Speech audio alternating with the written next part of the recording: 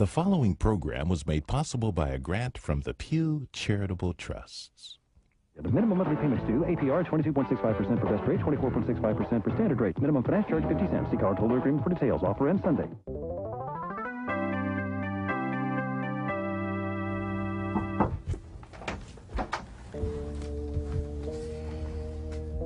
There's nothing physically wrong with you. Then why do I feel so awful, so bloated and sluggish? Nothing gives me joy anymore. Not the house, the car, the clothes, the raise. Nothing. Doctor, I'm frightened. Well, do something. Can't you give me a pill? There's no pill for what's wrong with you. I'm afraid you're suffering from affluenza. Oh, my God. Why me? Is it fatal? It's catastrophic. It's the new epidemic. Well, there is a cure, isn't there? Possibly. Affluenza is a major disease. There's no question about it. And many people suffer from it, but very few people are aware that that's what they're suffering from. Gotta listen to me, honey, better count all your money, better know just where you stand. If you want to be my date, well, you better get it straight. I'm a big-time shopping man. Yeah, I shop real fast. I buy things that don't last. I pay for stuff that I could get for free. And I'll do it till I die, because I've figured out that life is just a one big shopping spree. Baby, come on. There's a whole lot of shopping going on. Woo! Yeah, let's go to the mall. Come on. There's a whole lot of shopping going on. Get that money out of your savings account. Come on. There's a whole lot of shopping going on. Woo!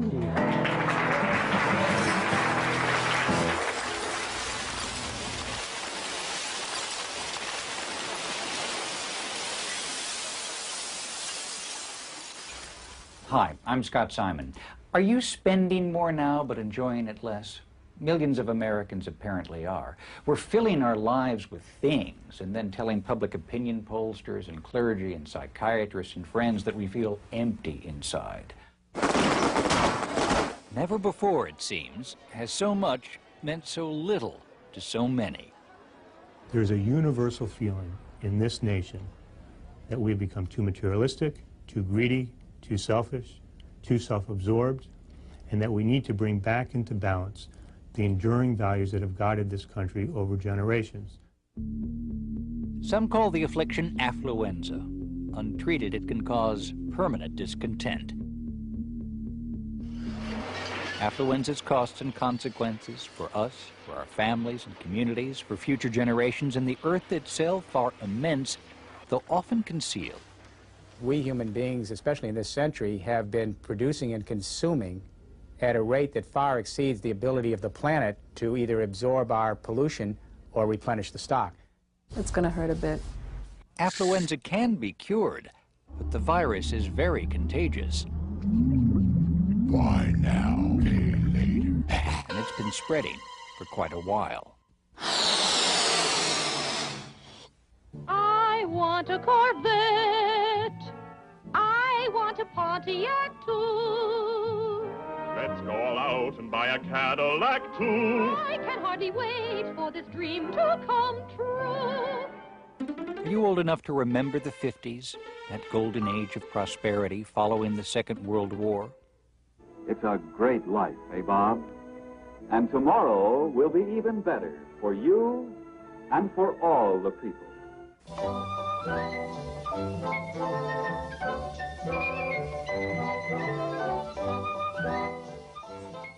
We felt richer then than we do now. A famous book at the time called America the Affluent Society. A book whose title would be laughable today. People would reject it, even though we have actually, in terms of gross national product and so forth, more than twice as much. Everybody's home has got twice as much stuff in it. Back in 1958, only 4% of American homes had dishwashers. Now more than half do. Less than 1% had color televisions. Now it's 97%. And there were no microwaves, VCRs, or personal computers. Four-car garage is probably because of storage. You never have enough storage. And so, you know, you never have enough garages. Never enough. So much stuff, so little space. Even though the average new house has grown larger every decade. Now many new homes have 3-car garages, nearly 900 square feet of garage space alone, which is almost the size of an entire home in the 50s. Oh, darling, it's going to be just perfect. You're about to enter a beautiful, exciting, wonderful new world. The world of 1960. A wonderful new world of Fords. In that gilded new world, hardly any new cars had air conditioning. Today, more than 90% do. Economy cars now offer more features than luxury cars did then. Color's important. I don't worry too much about gas mileage at all. It's not something that I look at. A lot of money. Yes, it is. Today's hottest-selling cars are expensive, gas-hungry sport utility vehicles. A lot of people, it's a status symbol, so they're willing to spend the $30,000 to $40,000 to drive one of these vehicles. Yes, fun to see, fun to drive, fun to buy. The new Chevrolet.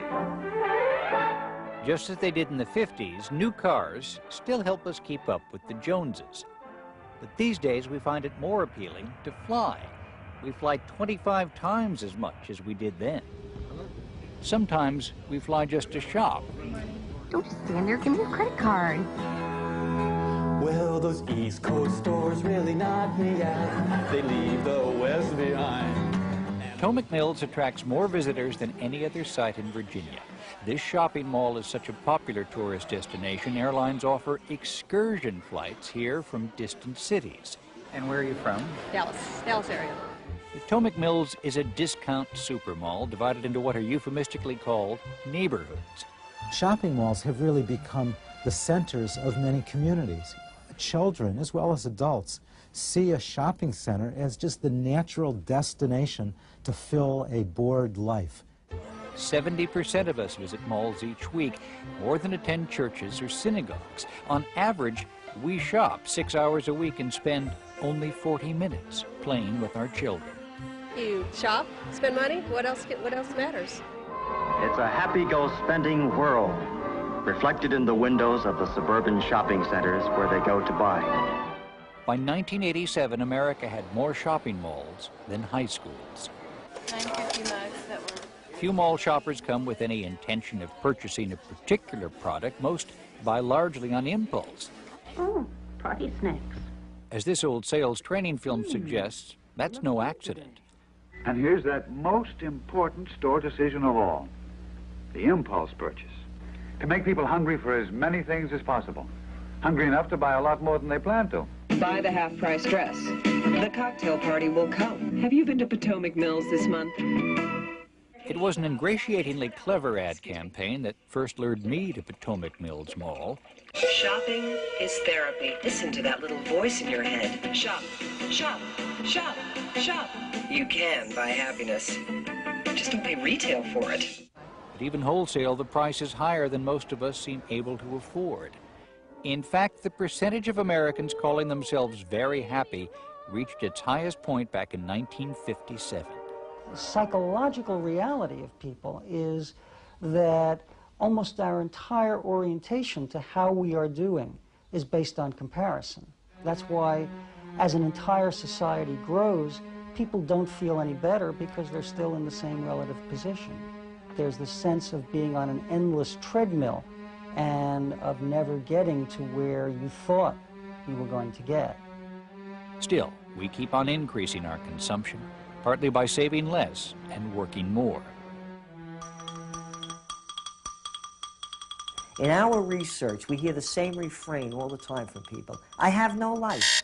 I get up in the morning, daycare, elder care, a 20 to 40-minute commute to work. I have to work late. I get home at night, there's laundry, bills to pay, jam something into the microwave oven. I'm exhausted. I go to sleep, I wake up, the routine begins the next day all over again. This is what life has become in America. Would Jesus be agenda-driven? I mean, would he carry a beeper? Can you imagine him getting beeped out of the Last Supper? Richard Swenson, MD. He could be called an affluenza epidemiologist. If you look at all the countries in the world that have the most prosperity, They are the same countries that have the most stress. Dr. Swenson is convinced that much of the pain his patients suffer is a result of what he calls possession overload. It could be physical symptoms. You might have headaches, low back pain, hyperacidity, palpitations in the heart, unexplained aches and pains. It could be emotional problems. I mean, it could be like depression, or it could be anxiety, sleeplessness. You find that your life is being taken up by maintaining and caring for things instead of people. Everything I own owns me. And we've had a lot of sickness this year, incredible amount of sickness. Dr. Swenson says Americans in epidemic numbers have been pushed beyond their emotional, physical, and financial limits as they've chased a dream for more. They have exhaustion and their relationships are vaporizing. They're surrounded by all kinds of fun toys, but the meaning has gone.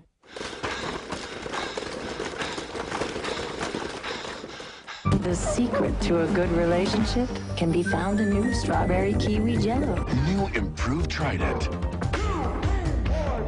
Giant slices. Nourish the furniture you love. The stuff dreams are made of. By the age of 20, the average American has seen 1 million commercial messages. APR 22.65% for best rate. Ads are everywhere. If you get the feeling that there's a lot more advertising around than there was when you were a kid, it's not your imagination. Advertising accounts for 2/3 of the space in our newspapers and 40% of our mail. America spends $1 billion a year on billboards alone. The extreme is the billboard that was proposed for outer space that would project logos that would look about the size of the moon, visible to practically everybody on Earth. You got a big future ahead of you, kid. You're going to be asked to endorse products. On average, each of us will spend 1 full year of our lives watching TV commercials. Advertising encourages us to meet non-material needs through material ends. It tells us to buy their product because we'll be loved, we'll be accepted. And also it tells us that we are not lovable and acceptable without buying their product. And the bottom line is that it helps turn citizens into consumers. Attention mall shoppers, there is a clearance at the shoe store. The process begins in childhood. There is a sale at the bookstore. This new game helps whet children's appetites for shopping. There is a clearance at the kitchen store. Yes, my favorite store. The winner is the one who buys the most stuff and gets back to the parking lot first. Saving isn't part of the strategy.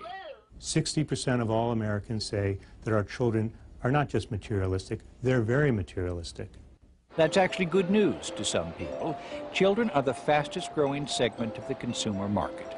And many major corporations are finding that the consumer lifestyle starts younger and younger. And if you wait to talk to a person about your product till they're 18 years of age, you probably won't capture them. Obviously, somebody out there is afraid the youngsters might escape. From 1980 to 1995, the amount targeted to reach them rose from $100 million to $1 billion a year. It's paying off. So what'd you get, may we ask? I got some Donna. I got some Donna Karen, some Gap jeans. I got a Gap sweater. I'm on my way to get a jacket from American Eagle. I'm about to get some shoes, and we got this Donna Karen shirt. I think that's good. I think that'll really get the message across. Yeah. Jennifer Galos and Olivia Martin worry that today teenagers seek self-esteem in clothes and cars and are often left without a genuine sense of identity. While they were high school seniors in Redmond, Washington, Jenny and Olivia wrote a play called Barbie Get Real. Hey, you're wearing new eyeshadow, aren't you? It looks great. Thanks. So, what are our plans for today? Well, first I thought we could go cruising around in your pink Corvette, and then I thought we could hit the mall. Good idea. Matt, say that like it's the best idea you've ever had. Be really excited. Let's go cruising. Jenny and Olivia played Dazzle and Neon, Barbie dolls, whose shallow lives revolve around appearances and shopping. Midway through the play, Neon has second thoughts about her life. What is wrong with me? I have everything. The right look, the right attitude, the right friends. But I still feel so empty. Neon is finally making her transformation, her change. So don't let it affect your smile, but still show a lot of anger at her that she's made this outrageous change in her life, you know, and it's hurting you because it was never about her as a person. It was about image. It was about being seen together. Something happened to me today. I've been feeling so alone, and I don't feel comfortable. Isn't there a shoe sale next week? Why are you so afraid to have a real conversation with me? Don't you want to know more about me and who I really am? I know who you are. You're Neon Barbie, and that's all I need to know. There's more to me than where I go, who I'm with, and my accessories. At least I wish there was. There is more to you than that. You're beautiful, too. You drive a great car. You live in a beautiful dream house, complete with your own Barbie bubbling spa. And you're dating me. What else is there? I'm hollow inside. Neon, get a hold of yourself. There are people here. So, how was your date? Olivia and Jenny began to question the American consumer way of life after a trip to Mexico. Just the way they live down there is so harsh. They barely have enough food, enough clothes, but they were so giving. And loving and happy people despite what they had. And you don't see that very many places in America. The kids in our high school take everything for granted. They think that they deserve it, that they think that somehow they've earned it and the world owes it to them. And, you know, they'll just take and they won't give anything back. And our society's just going to crumble if we don't have people that give.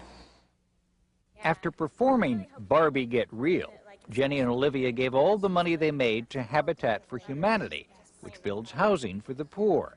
They won a national award for their play, but in the marketplace of ideas, they face stiff competition. Kids love advertising. It's a gift. It's something they want. There's something to be said, by the way, about being there first and about branding children and owning them in that way. It's called Kid Power, but it's really about selling things to kids. In boys' advertising, it is an aggressive play pattern. It is. At conferences like this, marketers discuss the latest strategies for reaching children. And antisocial behavior in pursuit of a product is a good thing. Experts have learned a little since the early days of marketing research. Sociologists, psychologists, and students of behaviorism find in the teenage girl of today a stimulating and almost limitless field of study, but one in which they are lost without expert guidance. We are endeavoring to evaluate the teenage American girl in terms of her likes and dislikes. What are teenage clothes? What are your group's social habits?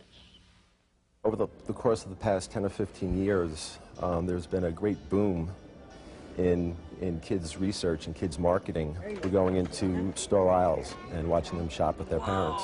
We're going to their homes, sitting down in the kitchen, sitting in their bedrooms to see how they decorate their rooms. And we're giving them the opportunity or empowering them to be the experts and tell us how they feel.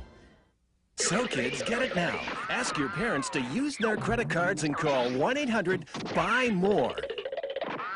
I love you, Dad. Can I have this toy? No. Oh, just a second. Mom, can I get this toy I saw on TV? Gabe, we can't have everything we want. You just don't want me to be happy. My name's Mr. Smith. That's right, Mr. Smith. It's 4851.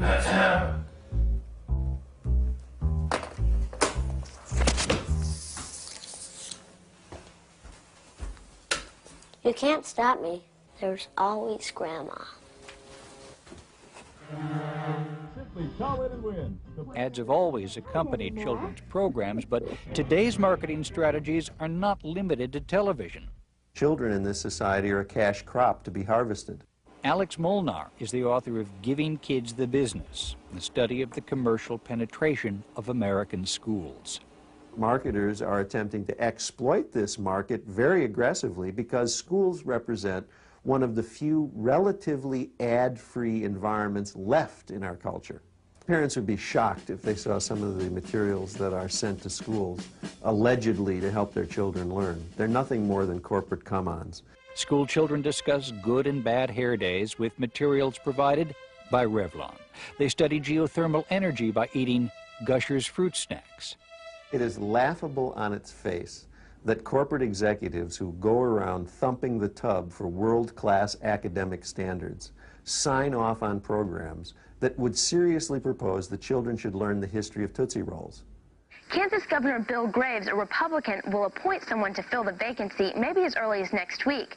In thousands of American schools, students must watch Channel 1, a daily news program.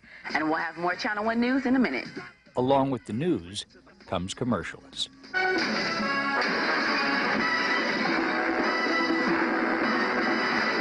Whoa! Companies pay up to $200,000 to place a single ad on Channel 1 because they're promised a captive audience of millions of children. Now, commercials are entering America's schools in other ways. You're not on our bus! At North Junior High School, they call this the 7-Up bus. It's one of several in the city of Colorado Springs which have ads painted boldly on their sides. No one else had ever put ads on the sides of school buses. We were the first ones that had ever done it. Colorado Springs is a prosperous, rapidly growing city, but for years the schools here have been victims of affluenza. People tend to say, well, I'll buy a boat instead of giving money to the schools. As a matter of fact, the school levy has not passed here for capital since 1972 and for operations since 1969. School Superintendent Kenneth Burnley turned to advertisers to increase revenues. At Wasson High School, most of the ads are for the snack foods that students are warned against in their health classes.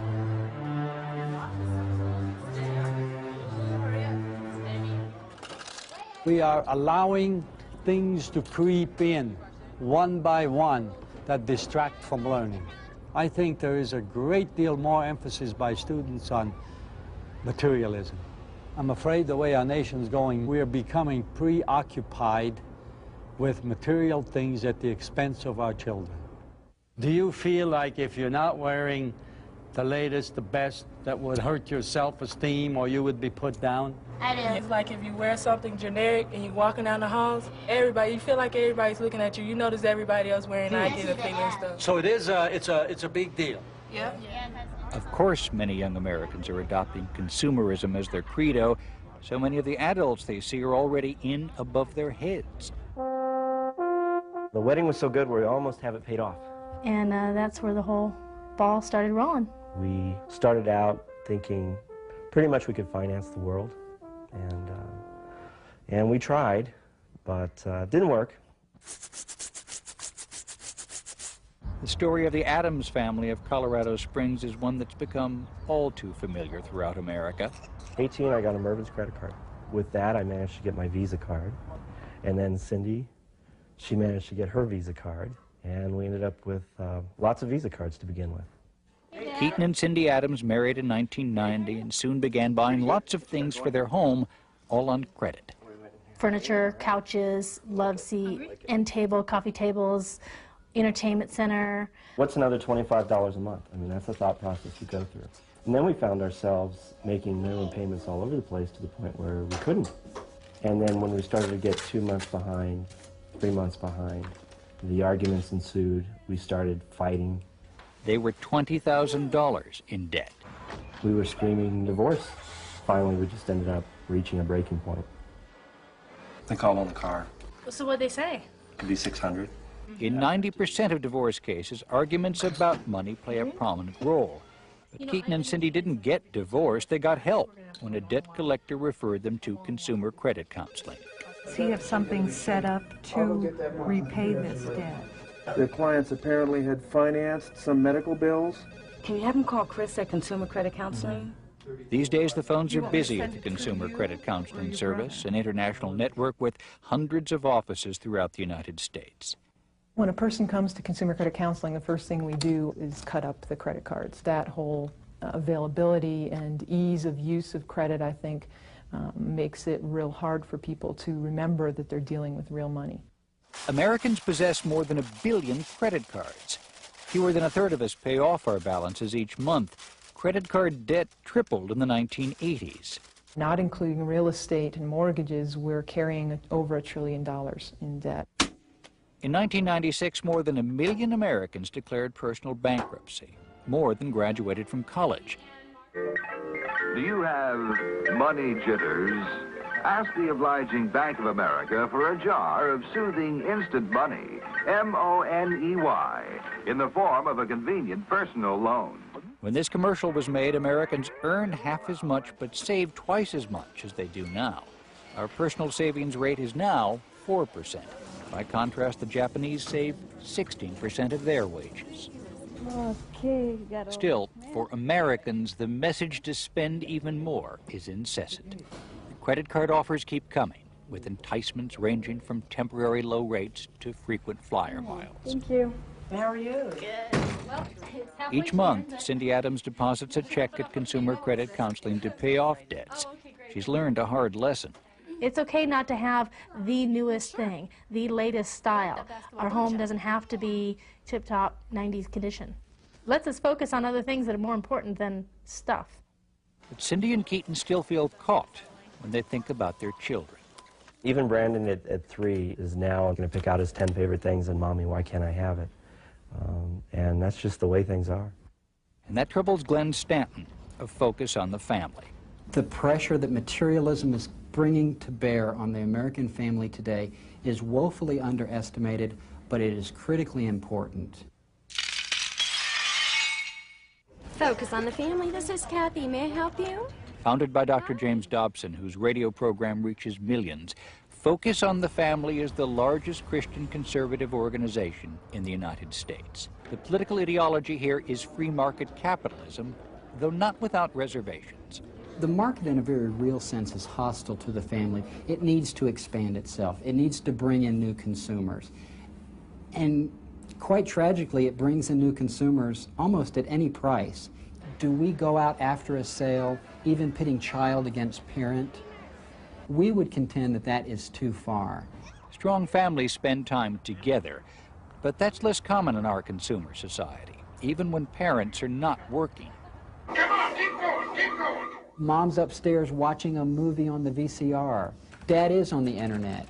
Kids are downstairs playing video games. Everybody is connected to something outside of the home, even though they're physically within the home.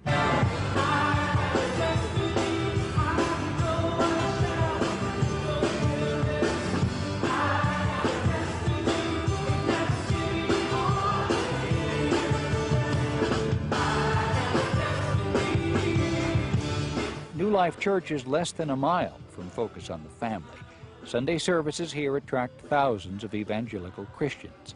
The Bible does not say, buy a new Cadillac every year. It says, keep your lives free from the love of money and be content. Now, the message of our day in our society right now is always, always be discontent. I mean, we have tremendous prosperity in our country right now, and we've never probably had so much discontent. Pastor Ted Haggard, like his neighbors at Focus on the Family, is a free enterprise conservative, but he too feels that consumerism is becoming a poor substitute for family. The majority of people are rushing, trying to get a little bit more. And that's got to stop. Our kids need it, our wives need it, husbands need it, grandma and grandpa need it. Yes! It is not worth having another 1,000 square feet in your house if you lose the relationship with your wife. Or if your child turns 16 and you realize you never met him. Hey, don't eat the word. With a little help, Pastor Ted prepares a sermon. For him, being conservative means conserving. The whole idea of us using a thing and then throwing it away and getting another one, I think is affecting all of us as people. We start looking at other people and we say, if they don't give us pleasure, then they are disposable. And I think it can't help but carry over into relationships with people that I'm dissatisfied with this. There's got to be somebody better out there. I see that a lot in my practice where people will come in and say, well, they met someone at work. Or, you know, our relationship started at work, and then eventually we divorced our spouses and we got together. And, you know, once the wrapping was off, then it wasn't as new and different and wonderful as it was in the very beginning when everyone was dressed up and powdered and looked perfect. So they go back to the company and find some other toy to play with. Our community bonds also suffer.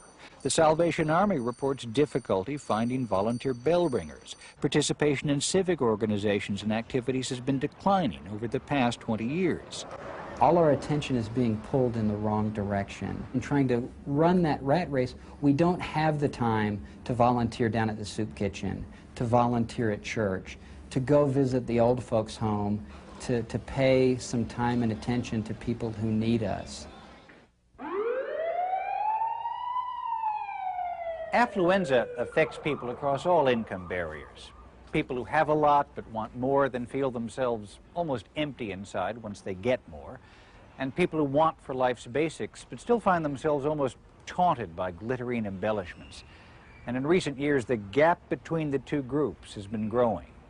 In fact, the gap between rich and poor Americans is now the widest in any industrial nation. Low-income people see it as an issue of inequity. How is it that I see all these people around me getting wealthier and wealthier, doing better and better, gaining more and more material goods, at a time when I'm falling farther and farther behind? If you look carefully at the big consumer boom since the 1980s, I think one of the things you'll find is that it's fairly heavily concentrated in the upper part of the middle class and above. Felicia Edwards didn't share in the boom. She and her two sons live in a tiny apartment in Hartford, Connecticut. Like millions of low-income Americans, Felicia works full-time and then some, but still struggles to provide for her children. I try to teach them, you know, the dollar is hard to come by. Well, to me it is. Christmas rolled around, can you buy me this? But whatever I give them, they're fine with it. They don't ask another question. Zero. Money's not all that important. I mean, we can't buy certain things, but still, we're happy. We're okay with it. It's Rocco's Modern Life. Yet Felicia knows her boys frequently feel deprived. Not long ago, one of them begged her for a pair of expensive sneakers. They were $90. I had to explain to him first that I couldn't afford them, so he wasn't going to get them. But me and his aunt came to a decision that we was going to go half on them, and he got the sneakers. In our poorest communities, the sense of deprivation is intense. There was a fellow that I met, and he works with gangs, and I asked him, I said, you know, what's the one thing that you see that's causing a lot of these problems? Without skipping a beat, he said, greed and materialism. He said, these kids, they don't feel like their lives would be worth anything unless they had the hottest product that's being sold in the marketplace. Soon children throughout the world may feel the same way. The whole corporate system in the course of globalization is increasingly geared up to bring every country into the consumer society. And there's a very strong emphasis on trying to reach children, to reshape their values from the very beginning, to convince them that progress is defined by what they consume. Each day, television exposes millions of people in the developing world to the consumer dream, and they are eager to be included. David Corton once believed they could and should. He's worked in Africa, Asia, and Central America for the Harvard Business School, the Ford Foundation, and the Agency for International Development. My career was focused on training business executives to create the equivalent of our high-consumption economies in countries throughout the world. Gradually, I came to realize that that wasn't working, it couldn't work. Many people's lives were actually worse off. We were seeing the environment trashed, we were seeing the breakdown of cultures and the social fabric. 1/5 of the world's people live in abject poverty, dying slowly of hunger and disease. Billions of others also desperately need more material goods. Yet were they to consume as much as we do, the result could be an environmental crisis. There's absolutely no way that everyone in the world can live at that standard of affluence, because the Earth's ecosystem simply will not stand it. Just imagine if every Chinese household had 2 cars. As this car show in Beijing reveals, they're already on that road. Western products and advertising are pouring into developing countries. It is creating a groundwork for an incredible global disaster. Combined with a population explosion not expected to peak for decades, the consumption boom threatens to devour the world's reserves of oil and other resources within the lifetime of our grandchildren. We've set the example. The American consumer. Each year you consume fantastic amounts of food, clothing, housing, amusements, appliances, and services of all kinds. Since 1950, Americans alone have used more resources than everyone who ever lived before them.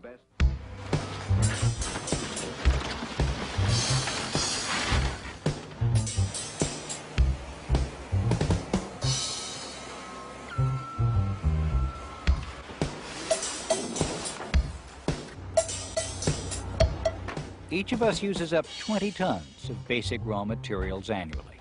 Only a small fraction gets recycled.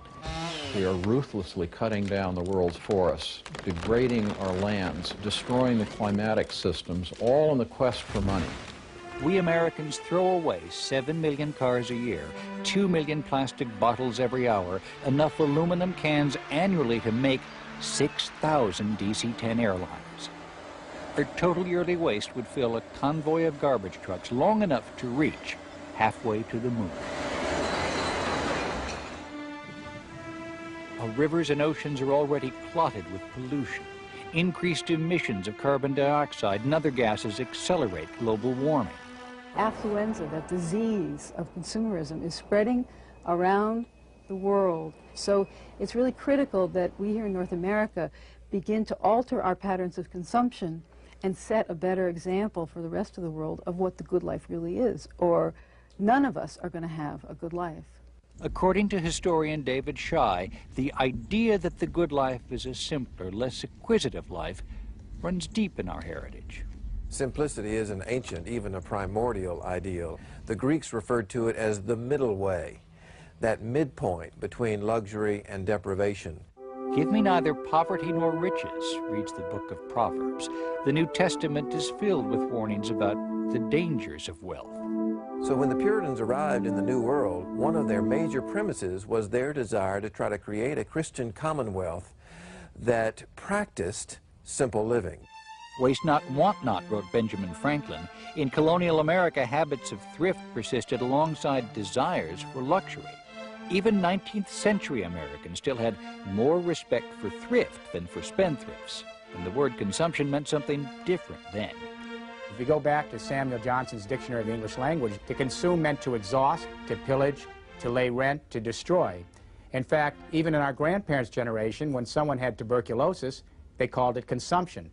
So up until this century, to be a consumer was not to be a good thing. It was considered a bad thing. One of the first harbingers of a change of heart was the department store. Urban department stores came in during the 1880s, basically, to create the sort of place where people would go and kind of lose themselves and meanwhile spend their money. By the 1890s, wealthy Americans proudly displayed the material signs of their success. Still, not everyone was impressed.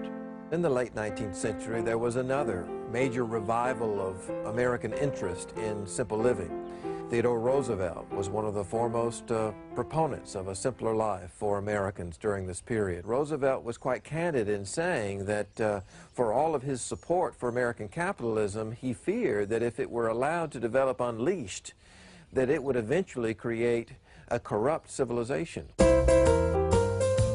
As consumer goods began to roll in large quantities from American assembly lines, labor and religious leaders urged that productive new technologies be used to give people more free time instead of more possessions. But business executives feared a lag in consumer demand might send the whole economy crashing down.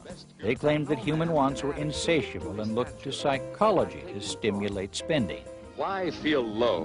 Why be a little guy? Now you can be just as tall as your best girl. Slip into a pair of upsy-daisy shoes. They give you a lift. After the Great Depression and World War II, a lift was just what Americans wanted. And business was eager to provide it, with a little help from the government. The new automobiles stream from the factory. Fresh buying power floods into all the stores of every community. Prosperity greater than history has ever known. Low-interest federal loans and spending on superhighways fueled the suburban housing boom. The expansion of credit made large consumer purchases easier, and the good life became the goods life. We have the money to spend, and we want all the lovely smelling soaps, lotions, and glamour goo we can get with it. Our egos are best nourished by a well-placed investment in real luxury goods, what you might call discreetly conspicuous waste. The immediate post-war period does represent a huge change in the kinds of attitudes that Americans have had about consumption. Convenience was the new ideal, disposable the means. Use it once and throw it away. Families were encouraged to buy a new car every year. Marketers called it planned obsolescence. Products became obsolete because they were out of style, whether they still worked or not. They were saying, the car that you had last year won't do anymore, and it won't do anymore because it doesn't look right. There's now a new car, and that's what we want to be driving. Consumer society was triumphant, but not without critics. In the 1960s, a small but vocal counterculture called for a simpler way of life. Then in 1974, a nationwide oil shortage caused many people to wonder if we might run out of resources. And by 1979, even our president was questioning the American dream. Too many of us now tend to worship self-indulgence and consumption. Part of Jimmy Carter's failure was his lack of recognition of how deeply seated the high, wide, and handsome notion of economic growth and capital development had become in the modern American psyche. Since Mr. Carter lost by a landslide, no presidential candidate has dared challenge the goal of infinite economic growth. 'Tis the gift to be simple, 'tis the gift to be free, 'tis the gift to come down where you ought to be. Bill Clinton and Al Gore appreciated the sentiments contained in this old Shaker hymn, but they pledged to grow the economy faster than their opponents could. And Bob Dole and Jack Kemp's opinion, we should aim at doubling the size of the American economy in the next 15 years. When Jack Kemp offered that opinion, his debate opponent, Vice President Gore, never questioned whether it would really be a good idea for Americans to consume twice as much as they do now. Now, I know what you're going to say. This won't hurt, right? Wrong. Ouch. I'm calling my lawyer. Shots sting, but they're supposed to help. Now, there is no shot for affluenza, but help is possible, and if you stay with us, we'll tell you about it after this message. The average North American consumes 5 times more than a Mexican, 10 times more than a Chinese person, and 30 times more than a person from India. We are the most voracious consumers in the world. If you've never seen this uncommercial before, it's not for lack of effort to get it on the air. All the major networks in North America have rejected just about all of our television uncommercials. That hasn't stopped these activists in Vancouver, British Columbia from producing them. They organize an annual event called Buy Nothing Day as a protest against consumer culture. Consumerism and overconsumption is really the mother of all our environmental problems. Kalle Lawson, who was a market researcher until a sudden change of heart, is the publisher of a magazine called Adbusters. It's filled with slick parodies of real ads. But his real dream is to get uncommercials on commercial television. Take back your children. I think that commercial television is the command center of our consumer culture. Why are 9 out of 10 women dissatisfied with some aspect of their own bodies? Many of the uncommercials are designed by refugees from the advertising industry. Clandestinely, they come and they help us to come up with our environmental and other kind of messages which are trying to use television to change the world for the better. Invading the command center of consumerism with some very, very powerful antiviruses. It's coming. The end of the age of the automobile. Television executives continue to reject the ads, even though the producers are willing to pay for the airtime. Lawson is challenging the rejections in court. But even without television, these adbusters find ways to get their message out. Hey, we'll put another one up here. Woohoo! Okay, one more. This year, Buy Nothing Day has exploded. Not only are we in 8 countries around the world, but our phone is ringing off the hook, and it's becoming a truly international celebration of frugality and living lightly on the planet and of voluntary simplicity.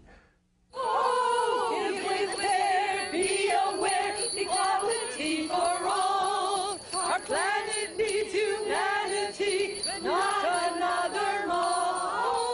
In Seattle, the Buy Nothing Day celebration included music by a group called the Raging Grannies and signs urging passers-by to cut up their credit cards. Several did. Woo! All right, look at that card getting cut up. It feels so good. There you go. And though most shoppers ignored the protest, some found it thought-provoking. This is a luxurious country. You don't really need it stuff. Like, we just buy stuff because we're in like a commercial society and stuff. I'm able to pass some of these out. I feel that we're at the early stages of a second American Revolution to reconsider this consumption binge that we've been on for almost half a century now. It's going to keep on gathering momentum, and somewhere along the line, even the economists will come on board. Consumption really is at the heart of the entire apparatus that we're looking at right now. As a first step toward improving our quality of life, economists could change the way they measure progress. Critics say the current yardstick, growth of the gross domestic product, or GDP, is severely flawed. As the economy that Americans experience gets worse, the GDP often portrays it as better. Take a family going through divorce, for example.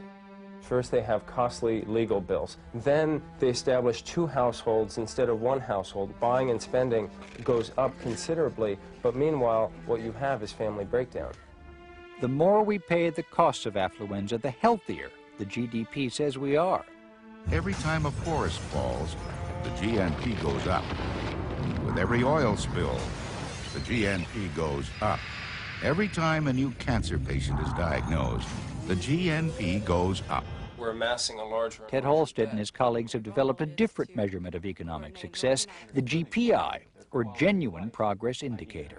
The GPI takes into account 24 aspects of our economic lives that the GDP ignores. They start with, for example, the value of housework and volunteerism. We add for that. We subtract things like the cost of crime, the cost of car accidents, the cost of family breakdown. While GDP continues to rise, the GPI has been falling since 1973.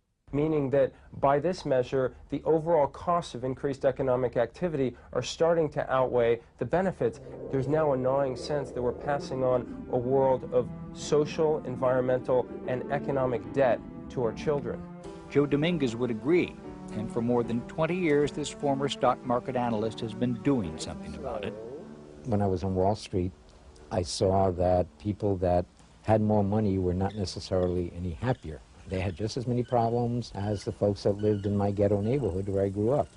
So it began to dawn on me that money didn't buy happiness, a very simple finding. So Joe tried frugality. He found he enjoyed life more, and he saved so much he was able to retire early and live on his interest. And he taught other people how to cut their spending. Vicki Robin was one of them. I found that I needed to learn how to fix things, and I became fascinated with living life directly and developing my skills and capacities and ingenuity rather than just earning more and more money and throwing money at problems. We have so confused standard of living with quality of life. Soon Vicki, too, was teaching workshops about using money wisely. In time, the workshops led to a popular audio cassette course, a charitable foundation, and a best-selling book called Your Money or Your Life. It's not about making a killing.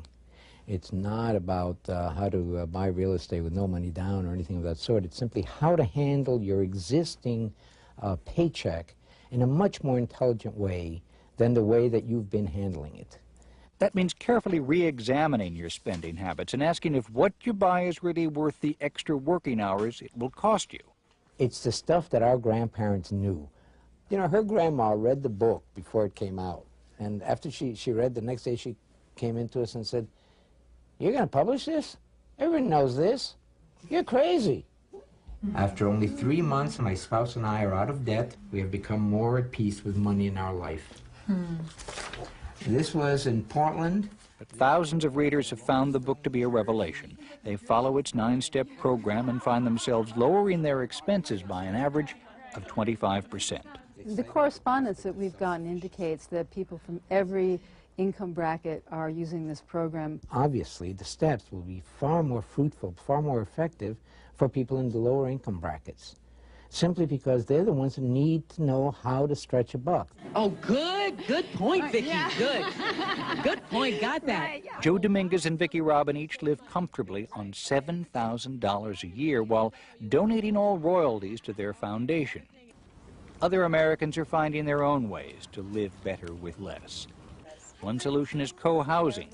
In Portland, Oregon, several families have come together to form the ongoing co-housing community. Yeah. Each family has its own home, but they grow food together, take care of each other's children, and often share meals.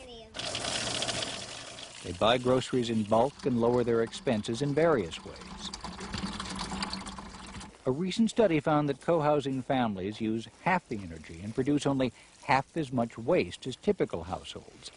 Members of the ongoing community have made a voluntary decision to live with fewer possessions. According to a 1995 poll, 86% of those Americans who have voluntarily cut back their consumption say they are happier as a result. Interest in voluntary simplicity now extends even to the corporate world. My name's Lita, and I think my life is simply too complicated. My life has become so chaotic, I have trouble sorting things out on a daily basis, and I really thought this might help. If you take the simplicity course and you take it seriously, then you'll have more than enough time to do anything that's important to you. When Dick Roy of the Northwest Earth Institute ran a workshop on voluntary simplicity at Nike's Portland headquarters, 100 people gave up their lunch hour to attend. Nearly all joined long-term study groups hoping to change their lives. Study circles are beginning to develop, newsletters, magazines, internet resources on the computer, and so on, and that is now beginning to create a culture of simplicity, a culture of ecological living. If trend watcher Gerald Salenti is right, it's a culture with growing appeal.